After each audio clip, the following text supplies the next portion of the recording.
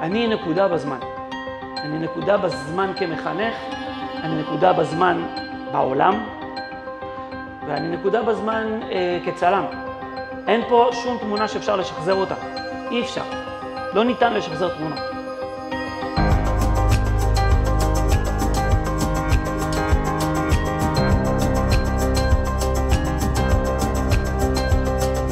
שתדעו שדברים לא קורים בקלות.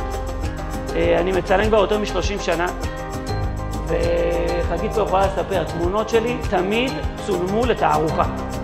לא לפייסבוק ולא לאינסטגרם, לתערוכה. ככה צילמתי את הפריימים שלי, וככה דמיינתי את התמונות שהן בתערוכה כמו שהן נמצאות כאן.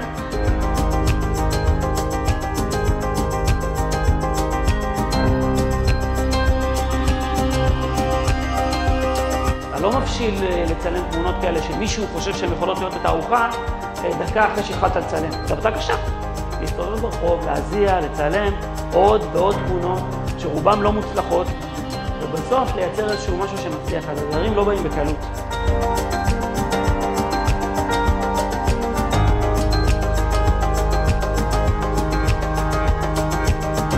אני רוצה לסיים ולאחל לכולנו שנהיה תמיד תמיד תמיד קשובים לעצמנו, מתוך נקודה מזוקקת של חירות אמיתית, ועם זה נעשה ונצליח וניצור